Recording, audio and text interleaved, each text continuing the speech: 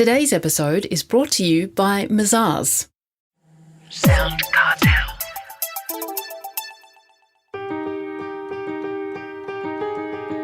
From SoundCartel, I'm Nicole Goodman, and this is Business Essentials Daily.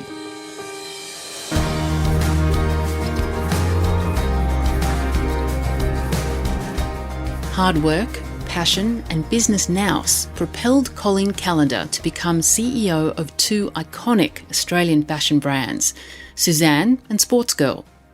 But due to a very familiar pattern of behaviour, she nearly didn't get there. In 2007, as General Manager of Sportsgirl, she took it all on and said yes to everything. On top of that, Colleen was the mother of 3 young kids, and she was commuting 90 minutes each way from Geelong to Melbourne. Busy was an understatement, and at 36, Colleen faced a complete burnout. What happened next was a much-needed reset on her career and life. Colleen tells Chris Ashmore that the joy of work had always been her driving force. In fact, she joined the workforce before she finished high school. I absolutely love to work, Chris, from a very, very young age. I went to work with my dad on the work site. I worked at the local canteen. I worked in a little ice cream shop. I just love to work. And when I got my summer job at the end of year 11 at the local Just Jeans store, I just thought I'd hit the jackpot. I was in the fashion industry and I loved it from the minute I walked in there. I loved people and I loved connecting and I loved clothes and I loved everything about it. And at the end of that summer, when the area manager came down and asked me to stay on, that was just like this dream come true. She said to me, Cole, you've got potential. And what, 16-year-old wouldn't be excited by being told you had potential in the fashion industry? So I then had the job of telling my parents I didn't want to finish my final year of school and I wanted to go and work in the fashion industry and sell jeans. And, my parents, after some conversation, said to me, Cole, be passionate, love what you do, work hard and never give up. And they're the things that have stuck with me for my entire life. And I've applied them to every part of my life. So I did that. I worked really hard. I made sure I made budgets and exceeded budgets and won competitions. And, at the age of 20, I was promoted to the youngest area manager. And at the age of 24, I was appointed to the Victorian State Manager for Just Jeans, looking after 54 stores. And then in 1999, I got approached by Sportsgirl. And, that was a really exciting moment for me because it was an Australian iconic brand and one, we've all grown up with. So that takes me to 20 years later. It's been quite an incredible journey.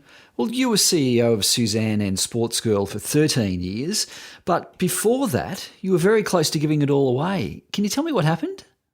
Yeah, it was 2007 and I was general manager at Sportsgirl and I'd been head of retail operation. I was covering from maternity leave and I had 3 young children. Macy was 2 and Trent was 9 and Jake was 10. And I described myself as a red Ferrari and I talk about that in my book as well. I was this red Ferrari that had never refueled, hadn't been in for a service, hadn't put air in the tyres and had not pulled into the pits. So I just kept going and going and going and I had no boundaries. I said yes to everything. It did not matter how full my plate was. And I wanted to be this perfect wife and mother and friend and daughter. And I put all other people's needs before my own. And so no wonder I hit burnout. I was a people pleaser. I learnt this skill very early on in my childhood and that stayed with me my whole life. I wanted to please my boss and my kids and my husband and that was really what mattered to me. So at 36, I hit burnout. I didn't want to get up and do it again tomorrow. And it wasn't because I didn't love my job. I absolutely loved my job and I was so passionate about my career, but I literally had nothing left in the tank. And, for me, I talk about Chris burnout being quite a gift because it really made me think about my life differently and live my life differently. So I actually took 4 months off and I put that red Ferrari in for a well overdue service and I came back stronger than ever. But I came back, as I said, in a way where I decided to live my life differently, to live my life with self-care, to live my life with boundaries and to really not go down that burnout path again or get back on that burnout train. And, so many people suffer from burnout today, particularly women, and a lot of women that I work with. So I really want to share my experience and my knowledge around burnout and how to avoid burnout. And if we do see those signs, how do we get off that train to burnout? Because it's really not a great place to be. And we don't give our best to anyone when we're there. Well, you had the support from your family and also from your colleagues and the leadership team. But it was the pressure you put on yourself, is that right?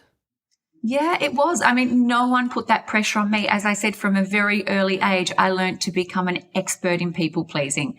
And what happens with people pleasers is it works out very well for the other person, but it doesn't often work out so well for the person who's doing all of the pleasing. So as I said yes to everyone. I became addicted to the word yes.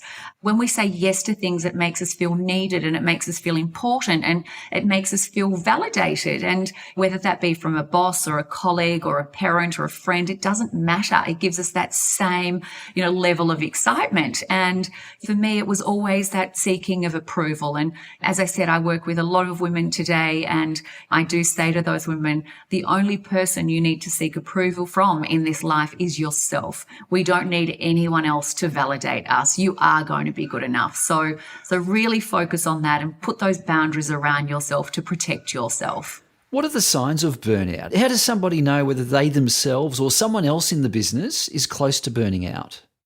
Yeah, there's so many signs to burnout. And a lot of people think, Chris, that we've got to be in bed and can't get out of bed before we say, oh, I think I'm burnt out. And that's just not true. There are so many warning signs before we get there. It can be feeling exhausted. It can be memory problems. It can be this constant feel of fatigue. It can be reduced performance in the workplace or in life in general. It can be lack of patience and energy, or perhaps it even shows up in a sleep disorder. And I really want people to recognize these signs before they hit that place that I did, which is burnout. What's the answer then? How does a business owner overcome burnout?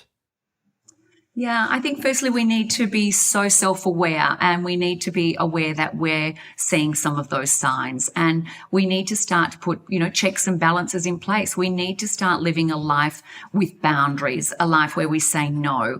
I talk about knowing our values as part of being the foundation of the house. And when we know our values, we make decisions in line with those values. And often their values are health and family. And so we need to really put those checks and balances in place and prioritize your workload and make yourself the number one priority.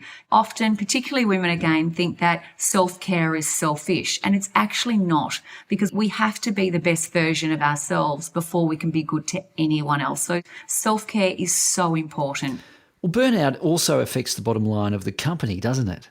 Yeah, it absolutely can. And, again, I'm talking to lots of leaders today that are in this place themselves, and it does have a huge effect. And burnout leads to people being disengaged with their jobs. Burnout can lead to where people are not performing at their natural best. And in fact, burnout costs billions of dollars every single year to healthcare, not to mention that it endangers the lives of so many millions of people.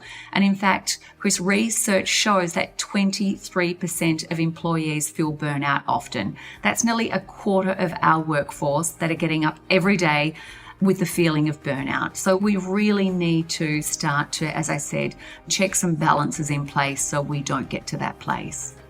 That was author and business and leadership coach Colleen Callander.